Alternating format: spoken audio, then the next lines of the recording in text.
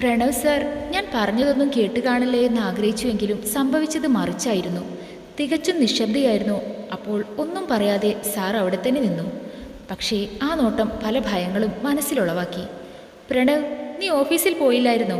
വിഷയം മാറ്റാൻ എന്ന രീതിയിൽ പ്രവീൺ സർ ചോദിച്ചു. പോവാത്തതുകൊണ്ട് പലതും അറിയാൻ സാധിച്ചല്ലോ എന്ന് എൻ്റെ മുഖത്ത് നോക്കി പ്രണവ് സർ പറഞ്ഞു. ഡാ, നീ ഇനി ഈ പ്രശ്നത്തിൻ്റെ പേരിൽ ഗായത്രിയെ ദ്രോഹിക്കണ്ട. അപ്പോഴും ഒന്നും പറയാതെ പ്രണവ് സർ നിന്നു. അതേടാ, ഗായത്രി എല്ലാത്തിനും അവരുടെ വീട്ടുകാരുടെ പേരിൽ മാപ്പ് ചോദിച്ചല്ലോ. ഇനി ഇതൊരു പ്രശ്നമാക്കണ്ട. അപ്പോഴും മറുപടിയായി മൗനം മാത്രം. ഞാൻ കമ്പനിയിലേക്ക് പോകുക എന്ന് പറഞ്ഞ് ആ വിഷയത്തിനെ കുറിച്ച് ഒരക്ഷരം പോലും പറയാതെ പോയി. അപ്പോഴും സാറിനെ കണ്ടപ്പോൾ ഉയർന്ന എൻ്റെ നെഞ്ചിടിപ്പിന് ഒരു കുറവുമില്ലായിരുന്നു. ഗായത്രി ഇനി അതൊന്നും ഓർത്ത് ടെൻഷൻ ആവണ്ട. അവൻ ഈ കാര്യത്തെ ചൊല്ലി തന്നോട് വഴക്കിന് വരില്ല. പ്രവീൺ സാറും ചേച്ചിയുടെയും വാക്കുകൾ എന്നെ ഒരു പരിധിവരെ സമാധാനിപ്പിച്ചു. രണ്ടുപേർക്കും ഒരു ചെറുപുഞ്ചിരി മാത്രം നൽകി ഞാൻ താഴേക്ക് പോയി. എല്ലാം അവരോട് തുറന്നു പറഞ്ഞതുകൊണ്ടാവും മനസ്സിൽ ഒരു സമാധാനം ഉണ്ടായിരുന്നു. അതേസമയം എല്ലാം പ്രണവ് സർ കേട്ടു എന്ന ചിന്ത മനസ്സിലൊരു ഭയം ഉളവാക്കി. പതിയെ എല്ലാ ചിന്തകളും മനസ്സിൽ നിന്ന് മാച്ചു കളഞ്ഞതിന് ശേഷം ജോലിയിൽ ശ്രദ്ധ ചിരിച്ചു. എന്താ ചേച്ചി അന്വേഷിക്കുന്നത്? അലക്കാനുള്ള തുണികളെല്ലാം എടുത്തുകൊണ്ട് വന്നപ്പോഴാണ് ഷെൽഫിൽ എന്ത് നോക്കുന്ന രോഹിണി ചേച്ചിയെ കണ്ടത്. പ്രവീണേറ്റിൻ്റെ ഒരു ഫയൽ നോക്കുമായിരുന്നു. ഏട്ടൻ അതെവിടെയോ വെച്ച് മറന്നു. ഞാനും കൂടെ ചേച്ചിയുടെ കൂടെ ഫയൽ നോക്കാൻ തുടങ്ങി. നോക്കുന്നതിൻ്റെ ഇടയിലാണ് വീണ്ടും അതെൻ്റെ കണ്ണിൽപ്പെട്ടത്. സ്റ്റെതസ്കോപ്പ്. അന്ന് അതെടുത്തപ്പോൾ പ്രണവ് സർ നല്ലതുപോലെ ദേഷ്യപ്പെട്ട രംഗവും മനസ്സിൽ തെളിഞ്ഞു വന്നു. ഒരു ഡോക്ടറായി അതൊക്കെ കൊണ്ട് നടക്കുന്നത് ഒരുപാട് ആഗ്രഹിച്ചതാണ്. അതുകൊണ്ടാവും അതിൽ തന്നെ കണ്ണുകൾ പതിഞ്ഞു നിന്നത്. എന്താ ഗായത്രി, ഫയൽ കിട്ടിയോ പറഞ്ഞ് ചേച്ചി എൻ്റെ ശ്രദ്ധ പോകുന്നതേക്ക് നോക്കി. ചേച്ചി, ഇതാരുടെയാ? ഇത് ആരും ഉപയോഗിച്ചിട്ടില്ല. അത് പറയുമ്പോൾ ചേച്ചിയുടെ മുഖം മാറുന്നത് ഞാൻ ശ്രദ്ധിച്ചു. ഇത് പ്രിയയ്ക്ക് വാങ്ങിയതായിരുന്നു. പ്രിയ. അപ്പോഴാണ് രാഘവേട്ടൻ പ്രിയയെക്കുറിച്ചും ആ കുട്ടിയുടെ മരണം ഈ കുടുംബത്തിനെ ഏൽപ്പിച്ച മുറിവിനെക്കുറിച്ചും ഓർമ്മ വന്നത്. പ്രിയ ആരാണെന്ന് അറിയോ ഗായത്രിക്ക്? അറിയാം എന്ന രീതിയിൽ ഞാൻ തലയാട്ടി. പ്രിയയുടെ മരണത്തിന് ശേഷം ഏകദേശം 2 വർഷമൊക്കെ കഴിഞ്ഞാണ് പ്രവീണേട്ടൻ എന്നെ കല്യാണം കഴിച്ചത്. അതുകൊണ്ട് തന്നെ ആ കുട്ടിയെ ഒന്ന് കാണാൻ പറ്റിയില്ലെങ്കിലും എല്ലാവരുടെയും സംസാരത്തിൽ നിന്ന് തന്നെ അവൾ ഇവിടെ ഉണ്ടായിരിക്കുന്നവർക്ക് ഏറെ പ്രിയപ്പെട്ടവളാണെന്ന് എനിക്ക് മനസ്സിലായി. പ്രത്യേകിച്ചും പ്രവീണേട്ടനും പ്രണവിനും. ഒരേ ഒരു അനിയത്തിയായിരുന്നില്ലേ? ശരിക്കും പ്രവീണേട്ടൻ എന്നെ പെണ്ണ് കാണാൻ വന്നപ്പോൾ ആ മുഖത്തെ തെളിച്ചക്കുറവ് എന്നെ ഇഷ്ടമാകാത്തതുകൊണ്ടായിരിക്കും എന്നാണ് ഞാൻ കരുതിയിരുന്നത്. പിന്നെയാ പ്രിയയുടെ കാര്യമൊക്കെ ഞാൻ അറിഞ്ഞത്. അപ്പോൾ ശരിക്കും എനിക്ക് ഇഷ്ടം കൂടുമായിരുന്നു പ്രവീണേട്ടനോട്. ചേച്ചി പറയുമ്പോൾ തന്നെ ആ കണ്ണുകളിൽ ഞാൻ കണ്ടു ഭർത്താവിനോടുള്ള സ്നേഹം. കല്യാണം കഴിഞ്ഞ് ഏട്ടൻ്റെ ആ സങ്കടങ്ങളൊക്കെ ഒരു പരിധിവരെയെങ്കിലും മാറ്റാൻ എനിക്ക് സാധിച്ചു. പക്ഷേ എല്ലാവർക്കും തെറ്റുപറ്റിയത് പ്രണവിൻ്റെ കാര്യത്തിലാണ്. എന്തോ പ്രണവ് സാറിൻ്റെ കാര്യം കേൾക്കാൻ എനിക്കും ഒരു താല്പര്യമില്ലായിരുന്നു. അപ്പോഴാണ് ഒരു ഡ്രോ തുറന്ന് ഡയറിയുടെ ഉള്ളിൽ നിന്ന് ഒരു ഫോട്ടോ എടുത്ത് എനിക്ക് കാണിച്ചു തന്നത്. ഇവിടുത്തെ മാഡവും സാറും അവരുടെ രണ്ടറ്റത്തായി ചിരിച്ചുകൊണ്ടിരിക്കുന്ന പ്രവീൺ സാറും പ്രണവ് സാറും. ശരിക്കും ചിരിച്ചുകൊണ്ടിരിക്കുന്ന പ്രണവ് സാറിനെ ആദ്യമായാണ് ഞാൻ കാണുന്നത്. ആ മുഖത്ത് ആ പുഞ്ചിരിയാണ് നല്ലത് എന്നും തോന്നി. കൂടെ മാഡത്തിൻ്റെയും സാറിൻ്റെയും നടുവിലിരിക്കുന്ന ഒരു പെൺകുട്ടി. അവളാണ് പ്രിയ. പെൺകുട്ടിയെ ചൂണ്ടി പറഞ്ഞു. പ്രണവിൻ്റെ നിർബന്ധമാണ് പ്രിയയുടെ ഫോട്ടോയിൽ മാലയിട്ട് വെക്കരുത് എന്ന്. അവൻ ഇപ്പോഴും അവൾ മരിച്ചു എന്ന് വിശ്വസിക്കാൻ കഴിയുന്നില്ല. ചേച്ചി എൻ്റെ അടുത്തേക്കായിരുന്നു. ശരിക്കും അവനൊരു പാവാണ്. അതുകൊണ്ട് ദേഷ്യം വന്ന അവൻ എന്തെങ്കിലും ചിന്തിക്കാതെ പറയുകയും ആണെങ്കിൽ ഗായത്രിയും ഒന്നും മനസ്സിൽ വെച്ചിരിക്കരുത്. ഞാൻ മറുപടിയായി പുഞ്ചിരിച്ചു. അല്ല, ഗായത്രിയുടെ കുടുംബത്തിനെ കുറിച്ച് ചോദിക്കാൻ മറന്നു. അച്ഛനെയും അമ്മയും കണ്ടു. ആ കൂടിക്കാഴ്ച അത്ര നല്ലതല്ലായിരുന്നുവെങ്കിലും എന്ന് ചിരിച്ചുകൊണ്ട് രോഹിണി ചേച്ചി പറഞ്ഞപ്പോൾ അമ്മയുടെ കാര്യം എന്തോ അതൊന്ന് തിരുത്തി പറയാൻ അപ്പോൾ മനസ്സനുവദിച്ചില്ല. ചിലപ്പോൾ എൻ്റെ കഷ്ടപ്പാടുകൾ മറ്റുള്ളവരെ അറിയിച്ചു സിമ്പതി പിടിച്ചുപറ്റാൻ മടിച്ചിട്ടായിരിക്കും. അച്ഛൻ, അമ്മ, പിന്നെ ഒരു അനിയത്തിയും ഉണ്ട്, സ്വാതി. 9ൽ പഠിക്കുക. ഗായത്രിക്കും ആഗ്രഹമില്ലേ തുടർന്ന് പഠിക്കാൻ? ആ ചോദ്യം കേട്ടപ്പോൾ ഒരു വിങ്ങൽ മാത്രമായിരുന്നു. ചെറിയമ്മ കാരണം എൻ്റെ സ്വപ്നങ്ങൾ നഷ്ടമായതെല്ലാം ഉള്ളിലൊതുക്കി ചിരിച്ചുകൊണ്ട് ഞാൻ ചേച്ചിയോട് സംസാരിച്ചു. അത് +2 കഴിഞ്ഞ് എൻട്രൻസിൽ പോകാനായിരുന്നു ആഗ്രഹം. പക്ഷെ നടന്നില്ല. ചേച്ചിയുടെ മുഖത്ത് നോക്കാതെ ഞാൻ പറഞ്ഞു. ദൈവം അല്ലെങ്കിലും അങ്ങനെയാ മോളെ. ചിലർക്ക് സാഹചര്യം കൊടുക്കില്ല, മറ്റു ചിലർക്കോ സാഹചര്യം ഉണ്ടെങ്കിലും ഒന്നും നേടാനുള്ള സമയം കൊടുക്കില്ല. അവസാനം പറഞ്ഞത് പ്രിയ ഉദ്ദേശിച്ചാണെന്ന് മനസ്സിലായി. അങ്ങനെ ഓരോ സംസാരം തുടർന്നുകൊണ്ട് നിന്നപ്പോഴാണ് ഇടയ്ക്കിടയ്ക്ക് എന്തോ ചേച്ചിക്കൊരു അസ്വസ്ഥത പോലെ എനിക്ക് തോന്നിയത്. എന്താ ചേച്ചി, എന്തു പറ്റി? ഒന്നുമില്ല. എന്തോ ഒരു തലകറക്കം പോലെ. രാവിലെ ആഹാരം നേരെ കഴിച്ചില്ല, അതുകൊണ്ടായിരിക്കും. ഞാൻ ചേച്ചിയെ ഒന്ന് താങ്ങി നിർത്തി. അപ്പോഴാണ് പ്രവീൺ സാർ അവിടേക്ക് വന്നത്. എന്താ രോഹിണി, എന്തു പറ്റി? ചേച്ചിക്ക് എന്തോ ഒരു തലകറക്കം പോലെ. വാ, നമുക്ക് ആശുപത്രിയിൽ പോകാം. പ്രവീണേട്ടൻ ചേച്ചിയെ ചേർത്ത് പിടിച്ചു. അതിൻ്റെ ആവശ്യമൊന്നും ഇല്ല ഏട്ടാ, എനിക്ക് കുഴപ്പമൊന്നുമില്ല. പക്ഷേ പ്രവീൺ സർ ചേച്ചിയുടെ എതിർപ്പിനെ വകവയ്ക്കാതെ ആശുപത്രിയിൽ കൊണ്ടുപോകാൻ തന്നെ തീരുമാനിച്ചു. അവർ രണ്ടാളും കാറിൽ കയറിപ്പോയി. രോഹിണി ചേച്ചിക്ക് ചെറിയൊരു തലകറക്കം മാത്രമാണെങ്കിലും എന്തോ ഉള്ളൊരുക്കി പ്രാർത്ഥിച്ചു പോയി, വേറെ ഒരു പ്രശ്നവും വരുത്തരുതേ എന്ന്. അത്രയ്ക്കും ഈ ചുരുങ്ങിയ നാൾ കൊണ്ട് ചേച്ചി എൻ്റെ ഇഷ്ടം പിടിച്ചു പറ്റി. ഏതാണ്ട് ഉച്ചയായപ്പോൾ ആരോ കാളിംഗ് ബെൽ അടിച്ചു. രോഹിണി ചേച്ചിയും സാറും ആയിരിക്കുമെന്ന് കരുതി ഞാൻ പെട്ടെന്ന് വാതിൽ തുറന്നു. പക്ഷേ പ്രതീക്ഷിച്ച ആളുകളല്ല എന്ന് മാത്രമല്ല, ഞാൻ മുമ്പിൽ ചെന്ന് പെടാൻ പാടില്ലാത്ത ആളായിരുന്നു വന്നത്. പ്രണവ് സാറിനെ കണ്ടപ്പോൾ എന്ത് ചെയ്യണമെന്നറിയാതെ ഞാൻ ഒരു നിമിഷം തന്നെ നിന്നുപോയി.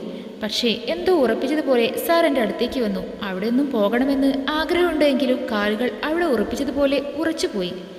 എൻ്റെ അടുത്തേക്കായി സാറ് വന്നു. ധാവണിയുടെ തുമ്പും ഇറുക്കി പിടിച്ചുകൊണ്ട് ഞാൻ നിന്നു. നിന്റെ സാറിൻ്റെ വാക്കുകൾ പൂരിപ്പിക്കുന്നതിന് മുമ്പ് അകത്ത് നിന്ന് ഒരു നിലവിളി കേട്ടു. ഞങ്ങൾ രണ്ടാളും ശബ്ദം കേട്ട സ്ഥലത്തേക്ക് നോക്കി. പക്ഷേ ആ ശബ്ദം, അത് അമ്മ എന്ന് പറഞ്ഞുകൊണ്ട് സർ ശബ്ദം കേട്ടിടത്തേക്ക് ഓടി. പിന്നാലെ എന്താ സംഭവിച്ചത് എന്നറിയാൻ ഞാനും ചെന്നപ്പോൾ കണ്ടത് സ്റ്റേഴ്സിൻ്റെ അടുത്ത് വീണ് കിടക്കുന്ന സതി മേഡത്തെയായിരുന്നു. അമ്മേ, എന്താ പറ്റിയത്? പ്രണവ് സർ മാഡത്തിൻ്റെ അടുത്തായി ഇരുന്ന് പതുക്കെ പിടിച്ച് എഴുന്നേൽപ്പിക്കാൻ നോക്കി. പക്ഷേ മാഡം വേദന കൊണ്ട് വിളിക്കുകയായിരുന്നു. ഞാനും കൂടെ സഹായിച്ചു. അപ്പോൾ തന്നെ എല്ലാവരും അവിടേക്ക് വന്നു.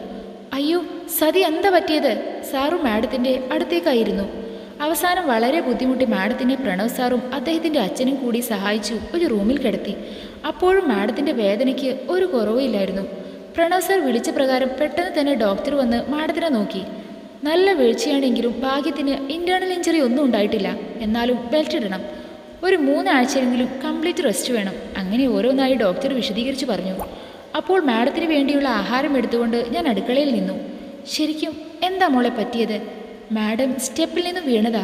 ഭാഗ്യത്തിന് വലിയ പൊട്ടൊന്നുമില്ലെങ്കിലും നല്ല റെസ്റ്റ് വേണമെന്ന് ഡോക്ടർ പറഞ്ഞു. അപ്പോഴാണ് പുറത്ത് കാറ് വന്ന് നിന്ന് കേട്ടത്. സംസാരം കേട്ടപ്പോൾ മനസ്സിലായി പ്രവീൺ സാറും രോഹിണി ചേച്ചിയുമാണെന്ന്. അവർ നേരെ മാഡത്തിൻ്റെ മുറിയിലേക്ക് പോയി. കുറച്ചു കഴിഞ്ഞ് ഞാനും ആഹാരവുമായി മുറിയിലേക്ക് ചെന്നു. പക്ഷെ നേരത്തെ ഉണ്ടായിരുന്ന പോലെ മാഡത്തിൻ്റെ മുഖത്ത് വീഴ്ചയുടെ വേദനയൊന്നും ഇല്ലായിരുന്നു, മറിച്ച് സന്തോഷമായിരുന്നു. പ്രണവ് സർ ഒഴികെ ബാക്കി എല്ലാവരും അവിടെ ഉണ്ടായിരുന്നു. ഈശ്വര, ദൈവം എൻ്റെ പ്രാർത്ഥന കേട്ടല്ലോ. മാഡം ആയിരുന്നു അങ്ങനെ പറഞ്ഞത്. അതെ, ശരിക്കും ആഘോഷിക്കേണ്ട വിഷയമായിരുന്നു. അപ്പോഴാ നിനക്ക് ഈ വീഴ്ച പറ്റിയത്. അതിനെന്താ, എനിക്ക് ഒരു കുഴപ്പമില്ല, ആഘോഷിക്കേണ്ട വിഷയം തന്നെയാണിത് എന്ന് സാറിനോട് പറഞ്ഞ ശേഷം രോഹിണി ചേച്ചിയോടായി തിരിഞ്ഞു. മോളെ, നല്ല പോലെ റെസ്റ്റ് എടുക്കണം. അത് തന്നെയാ എനിക്ക് അമ്മയോടും പറയാനുള്ളത്. നല്ലതുപോലെ റെസ്റ്റ് എടുക്കണം. ഒരു കാര്യം ചെയ്യാം, അമ്മായിയും മരുമകളും ഒരുമിച്ച് തന്നെ റെസ്റ്റ് എടുത്തേക്ക്. പ്രവീൺ സർ പറഞ്ഞപ്പോൾ എല്ലാവരും ചിരിച്ചു. അപ്പോഴാണ് പ്രണവ് സർ അവിടേക്ക് വന്നത്. ആ, നിങ്ങൾ രണ്ടാളും എവിടെ പോയിരുന്നു? ഫോൺ വിളിച്ചിട്ടും കിട്ടിയില്ല. അത് നിന്റെ ഏട്ടത്തിക്കൊരു തലകറക്കം, ആശുപത്രിയിൽ കാണിക്കാൻ കൊണ്ടുപോയതാ. എന്നിട്ട് ഡോക്ടർ എന്തു പറഞ്ഞു? പേടിക്കാനൊന്നുമില്ല, സന്തോഷിക്കാനുള്ള കാര്യമാ. പ്രവീൺ സർ പറഞ്ഞപ്പോൾ പ്രണവ് സർ എന്ത് എന്ന രീതിയിൽ നോക്കി. നീ ഒരു കൊച്ചച്ഛനാവാൻ പോവുകയാണ്. പ്രവീൺ സർ പറഞ്ഞു തരുന്നതും പ്രണവ് സാറിൻ്റെ മുഖം തെളിഞ്ഞു. നേരത്തെ ഫോട്ടോയിൽ കണ്ടതുപോലെ അമർത്തമായ ഒരു പുഞ്ചിരിയും ആ മുഖത്ത് തെളിഞ്ഞു. എൻ്റെ മുഖത്തും. യാത്ര ചെയ്ത് ക്ഷീണിച്ചു വന്നതല്ലേ, മോള് പോയി ഒന്ന് കിടക്കൂ. ഞാൻ പോയി കിടന്നാ അപ്പോൾ അമ്മയുടെ കാര്യമോ? എൻ്റെ കാര്യങ്ങളൊക്കെ നോക്കാൻ ഇവിടെയൊക്കെ ആൾക്കാരില്ലേ? പിന്നെന്താ? ഇവരുടെ സംഭാഷണം കേട്ടുകൊണ്ട് നിന്നപ്പോഴാണ് ഒരാളുടെ നോട്ടം എനിക്ക് കിട്ടുന്ന പോലെ തോന്നി. ഊഹം തെറ്റിയില്ല. പ്രണവ് സർ എന്നെ നോക്കിക്കൊണ്ട് നിൽക്കുന്നു. നേരത്തെ ആ മുഖത്ത് വിരിഞ്ഞ ചിരിയൊക്കെ എങ്ങോ പോയി മറിഞ്ഞു. അവിടെ ഇനിയും നിന്നാൽ ശരിയാവില്ല എന്ന് തോന്നിയുകൊണ്ട് ഞാൻ പതിയെ റൂമിൽ നിന്നും അടുക്കളയിലേക്ക് വലിഞ്ഞു. അപ്പോഴാണ് ഒരു കാര്യം എനിക്ക് ഉറപ്പായത്.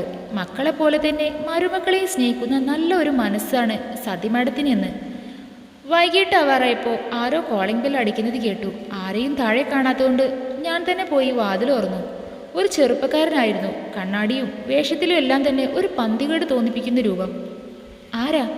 ഞാൻ ചോദിച്ചപ്പോൾ മുമ്പൊരിക്കൽ പോലും പെണ്ണുങ്ങളെ കണ്ടിട്ടില്ലാത്ത പോലെ എന്നെ നോക്കി. വേഷത്തിൽ മാത്രം അല്ല, നോട്ടവും പന്തികേടാണ്. ആ, നീയോ? പിന്നിൽ നിന്ന് പ്രണവ് സർ ചോദിച്ചു. സാറിനെ കണ്ടതും അവിടേക്ക് പോകുന്നതിൻ്റെ ഇടയ്ക്ക് എന്തോ മനഃപൂർവ്വം എന്നെ തട്ടിപ്പോകുന്ന പോലെ അയാൾ പോയി. വൃത്തിയിട്ടവൻ. നീ എപ്പോഴാണ് വന്നത്? മോർണിംഗ് ഫ്ലൈറ്റിൽ. ഞാൻ നേരം അടുക്കളയിൽ പോയി തുടങ്ങിയതും എന്നെ ചൂണ്ടി അയാൾ സാറിനോട് ചോദിച്ചു. ഏതടാ ധാവണി? വേലക്കാരിയാ? ഒട്ടും താല്പര്യമില്ലാത്തതുപോലെ ഉത്തരവും സാറ് പറഞ്ഞു മുകളിലേക്ക് പോയി. അയാൾ എന്നെ നോക്കി ചിരിച്ചപ്പോൾ എനിക്ക് ഓർമ്മ വന്നത് ആ സുധിയായിരുന്നു. എല്ലായിടത്തും ഉണ്ടല്ലോ ഇങ്ങനെ കുറേ എണ്ണമെന്ന് സ്വയം പറഞ്ഞ് ഞാൻ അടുക്കളയിലേക്ക് ചെന്നു. ചേച്ചി ചായ? ആ, ഞാൻ താഴെ വരുമായിരുന്നല്ലോ ഗായത്രി. ചേച്ചിക്ക് റെസ്റ്റ് പറഞ്ഞിരിക്കുകയല്ലേ? എൻ്റെ പൊന്നുകുട്ടി, ലോകത്തിൽ ആദ്യം പ്രസവിക്കുന്ന ആളൊന്നുമല്ല ഞാൻ എന്ന് പറഞ്ഞുകൊണ്ട് ചേച്ചി ചായ വാങ്ങി. പിന്നെയും കുറച്ചു നേരം ചേച്ചിയോട് സംസാരിച്ചതിന് ശേഷം ഞാൻ മുറിയിൽ നിന്നും ഇറങ്ങി താഴേക്ക് പോകാൻ തുടങ്ങിയതും ഒരാൾ നേരെ വന്നതും ഒരുമിച്ചായിരുന്നു. ഞാൻ അയാളെ ഗവനിക്കാതെ നടക്കാൻ തുടങ്ങിയതും വീണ്ടും മുമ്പിൽ തടസ്സവുമായി വന്നു. എന്താ ഈ സുന്ദരിക്കുട്ടിയുടെ പേരെന്താ? അറിഞ്ഞിട്ട് നിങ്ങൾക്കെന്തിനാ? ചിലപ്പോൾ ആവശ്യം വന്നാലോ? അയാളോട് സംസാരിക്കാൻ താല്പര്യമില്ലാത്തതുകൊണ്ട് ഞാൻ വീണ്ടും നടക്കാൻ തുടങ്ങിയതും അയാൾ എൻ്റെ കൈ പിടിച്ചു. എന്താ ഇത്? എൻ്റെ കൈ വിടൂ. ആ, വിടാം. വല്ലപ്പോഴും ഈ സുന്ദരിക്കുട്ടി എൻ്റെ വീട്ടിലും കൂടെ ഒന്ന് ജോലിക്ക് വരുമോ? അയാൾ പറഞ്ഞപ്പോൾ ഞാൻ അയാളുടെ മുഖത്തൊന്ന് തറപ്പിച്ചു നോക്കി. ആ, ചോദിക്കുന്ന പണം തരാം, അയാൾ ചോദിച്ചു. ഞാൻ കൊടുത്തു. അയാളുടെ കരണം നോക്കിയാണ് കൊടുത്തത് എന്ന് മാത്രം. ഡി, നീ എന്നെ തല്ലാറായോ എന്ന് പറഞ്ഞുകൊണ്ട് അയാൾ എൻ്റെ കയ്യിൽ വീണ്ടും പിടുത്തമിടാൻ ശ്രമിച്ചതും അവൾ വിടടോ. നോക്കിയപ്പോൾ രോഹിണി ചേച്ചിയായിരുന്നു. ചേച്ചി വരുന്നത് കണ്ടപ്പോൾ അയാൾ അല്പം മാറിയിരുന്നു. വീട്ടിൽ കയറി വന്ന് അനാവശ്യം കാണിക്കുന്നു. നിന്റെ വീട്ടിലുള്ള പെണ്ണുങ്ങളെ പോയി വിളിച്ചാൽ മതി. ഇവിടെ ഇതുപോലെ വൃത്തികേട് പറഞ്ഞുകൊണ്ട് വന്നാൽ നിന്റെ മറുകാരണത്ത് പതിയുന്നത് എൻ്റെ കൈയായിരിക്കും. എപ്പോഴും ചിരിച്ചും ശാന്തമായി നടക്കുന്ന രോഹിണി ചേച്ചിയുടെ മറ്റൊരു മുഖമായിരുന്നു അപ്പോൾ കണ്ടത്. ചേച്ചിയുടെ ശബ്ദം കേട്ടതുകൊണ്ടാവും പ്രണവ് സർ അവിടേക്ക് വന്നു. എന്താ ചേച്ചി, നിനക്ക് എന്നു മുതലാ അമ്മയും പെങ്ങന്മാരെയും തിരിച്ചറിയാൻ പോലും അറിയാത്തവരൊക്കെ കൂട്ടുകാരായി കിട്ടിയത്? അപ്പോഴാണ് സാർ അയാളോടായി തിരിഞ്ഞത്. എന്താടാ പ്രശ്നം? ഒരു സെർവൻറ്റിൻ്റെ അടി വാങ്ങാനാണോ നീ എന്നെ ഇവിടേക്ക് വിളിച്ചത്? അപ്പോഴാണ് അവിടെ നിൽക്കുന്ന എന്നെ സാറ് കണ്ടത്. ഡി നീ എന്ന് പറഞ്ഞ് സാർ എൻ്റെ നേരെ വരാൻ തുടങ്ങിയതും ചേച്ചി എൻ്റെ മുമ്പിലായി നിന്നു. പ്രണവ്, വേണ്ട. ഇവിടെ തെറ്റ് ചെയ്തത് നിന്റെ ഈ നിൽക്കുന്ന കൂട്ടുകാരൻ തന്നെയായിരുന്നു. ഗായത്രി ഇവനെ തല്ലില്ല എങ്കിൽ ഞാൻ തന്നെ ഒന്ന് കൊടുക്കായിരുന്നു. തീയില്ലാതെ പുകയുണ്ടാവില്ലല്ലോ. എൻ്റെ മുഖത്ത് നോക്കി പുച്ഛത്തോടെ പറഞ്ഞപ്പോൾ നീറിയത് എൻ്റെ നെഞ്ചായിരുന്നു. അതിൻ്റെ അർത്ഥം? പ്രണവ്, വാക്കുകൾ സൂക്ഷിച്ചുപയോഗിക്കണം. നീ എന്താ പറഞ്ഞു വരുന്നത്? ഗായത്രിയാണ് തെറ്റുകാരിയെന്നോ? പറഞ്ഞതൊരിക്കലും തിരിച്ചെടുക്കാനാവില്ല. നീ ചെല്ല്, ഞാൻ വിളിക്കാമെന്ന് പറഞ്ഞപ്പോൾ അയാൾ പോയി. പോകുന്നതിന് മുമ്പ് ഒരു വൃത്തികെട്ട ചിരിയും എനിക്ക് നൽകി. വീണ്ടും എന്നെ ഒന്ന് നോക്കിയതിന് ശേഷം ഒന്നും മിണ്ടാതെ സാറും പോയി. ചേച്ചി എന്നെയും കൊണ്ട് വീണ്ടും റൂമിലേക്ക് വന്നു. അപ്പോൾ എൻ്റെ കണ്ണ് നിറഞ്ഞിരുന്നു. മോളെ, നീ സങ്കടപ്പെടാതെ. മാനത്തിന്മേൽ ചോദ്യം ഉയർന്ന ഒരു പെണ്ണിന് സഹിക്കാനാവില്ല. അറിയാം, പക്ഷേ അപ്പോഴും എനിക്കൊരു മറുപടിയില്ലായിരുന്നു. ഗായത്രി, ഞാനൊരു കാര്യം പറയട്ടെ. പണത്തിനോടുള്ള ബുദ്ധിമുട്ട് മൂലമല്ലേ നിനക്ക് പഠിത്തം അവസാനിപ്പിക്കേണ്ടി വന്നത്? ഞാൻ പ്രവീണിട്ടെന്ന് പറഞ്ഞ് പണത്തിനുള്ള ഏർപ്പാട് ചെയ്യാം. ഈ ജോലി ഉപേക്ഷിച്ച് പഠിത്തം തുറന്നുകൊടുത്തേ നിനക്ക്. ഒരുപാട് ആഗ്രഹിച്ച കാര്യമാണ് ചേച്ചി പറഞ്ഞതെങ്കിലും ചെറിയമ്മയും അച്ഛനും ഒരിക്കലും സമ്മതിക്കില്ല എന്ന് ഉറപ്പായിരുന്നു. എല്ലാ കാര്യങ്ങളും തുറന്നു പറയാനും എന്തുകൊണ്ടോ ഞാൻ മടിക്കുന്നു. എന്താ നീ ഒന്നും പറയാത്തത്? ഞാൻ കണ്ണീർ തുടച്ച് ചിരിക്കാൻ ശ്രമിച്ചുകൊണ്ട് പറഞ്ഞു. അർഹിക്കാത്തത് ആഗ്രഹിക്കുന്നത് തന്നെ തെറ്റാ ചേച്ചി. എൻ്റെ പഠിത്തവും സ്വപ്നവും എല്ലാം എന്നോ അവസാനിച്ചതാണ്. എൻ്റെ നിസ്സഹായാവസ്ഥ ആ കണ്ണുകളിൽ നിറഞ്ഞു. ഞാൻ ഇറങ്ങട്ടെ ചേച്ചി, ഇനിയും നിന്നാൽ താമസിക്കും എന്ന് പറഞ്ഞ് ഞാൻ മുറിയിൽ നിന്നും ഇറങ്ങാൻ തുടങ്ങിയതും ഗായത്രി, ഞാൻ തിരിഞ്ഞു നോക്കി. കുറച്ച് ദിവസത്തെ പരിചയമുള്ളെങ്കിലും നിന്നോട് ഒരു ആത്മബന്ധം ഉള്ളതുപോലെ തോന്നിയതുകൊണ്ട് പറയുക. എന്താവശ്യവും സങ്കടം ഉണ്ടെങ്കിലും നിനക്ക് എന്നോട് എല്ലാം പറയാം. സ്വന്തം ചേച്ചിയെ പോലെ കണ്ടാൽ മതി. ആ വാക്കുകൾ കൊണ്ട് തന്നെ എൻ്റെ മനസ്സിൽ ഒരു ആശ്വാസം ഉണ്ടാക്കാൻ സാധിച്ചു. ഞാൻ കണ്ണു നിറഞ്ഞെങ്കിലും ഒരു പുഞ്ചിരി നൽകി പുറത്തേക്ക് ഇറങ്ങി. വീട്ടിൽ ചെറിയമ്മ. ഇവിടെ ഞാൻ പോലും വിചാരിക്കാതെ വരുന്ന പ്രശ്നങ്ങളെല്ലാം എന്നെ എവിടെ കൊണ്ടെന്നെത്തിക്കുമെന്ന് ചിന്തിച്ചുകൊണ്ട് നടന്നതും ആരോ എൻ്റെ കയ്യിൽ വലിച്ച് ഒരു മുറിയിലാക്കി. ഒട്ടും പ്രതീക്ഷിക്കാത്തത് കൊണ്ട് തന്നെ നല്ല പോലെ ഭയന്ന് തിരിഞ്ഞതും പ്രണവ് സാർ. അപ്പോഴാണ് ശ്രദ്ധിക്കുന്നത് സാറിൻ്റെ മുറിയാണ് എന്ന്. സാർ ഓരോ ചുവടും എൻ്റെ മുന്നോട്ട് വയ്ക്കുമ്പോൾ അതുപോലെ ഞാൻ പിന്നിലോട്ടും വെച്ചു. അവസാനം ഭിത്തിയിൽ വന്ന് ചേർന്ന് എങ്ങോട്ടും പോകാൻ പറ്റാത്ത അവസ്ഥയിൽ നിന്നു. ഒരു സൈഡിൽ സാർ കൈവച്ച് എൻ്റെ അടുത്തേക്കായി നിന്നു. ഭയന്നാണെങ്കിലും ആ കണ്ണിൽ ഞാൻ നോക്കി. എനിക്ക് പോണം. വാക്കുകൾ എങ്ങനെയോ എൻ്റെ നാവിൽ നിന്നും വന്നു. അത് തന്നെയാ എനിക്കും വേണ്ടത്. നീ പോണം, ഈ വീട്ടിൽ നിന്നും. അല്ല, നിനക്കെന്തിനാ ഈ ജോലി? നിന്റെ അച്ഛനും അമ്മയും വിചാരിച്ച ഒരു ദിവസം തന്നെ 10,000 രൂപ വരെയല്ലേ അടിച്ചെടുക്കുന്നത്? 1-2 വണ്ടിയുടെ മുമ്പിൽ ചാടിയ പോരെ? അല്ലെങ്കിൽ എന്ന് പറഞ്ഞ് സാർ എൻ്റെ മുഖത്ത് പുച്ഛത്തോടെ നോക്കി. ഒരു മണിക്കൂർ പോലും എടുക്കാതെ ഇന്ന് ഒരുത്തനെ വളച്ചെടുത്താൽ പോലെ ജീവിച്ചാൽ പോരെ? ആവശ്യമുള്ള കാശ് കയ്യിൽ വരുമല്ലോ. ആവശ്യമില്ലാത്തത് പറയരുത്. ആ വാക്കുകൾ കേട്ട് കണ്ണ് നിറഞ്ഞുവെങ്കിലും ഈ പ്രാവശ്യം ഞാൻ പതറാതെ പ്രതികരിച്ചു. കൂടുതൽ പരിശീലനത്തിന് ആവണ്ട നീ. നിന്റെ തള്ളയുടെ സംസാരം കേട്ടപ്പോൾ തന്നെ അവരുടെ സ്റ്റാൻഡേർഡ് ഊഹിക്കാം എന്നേ ഉള്ളൂ.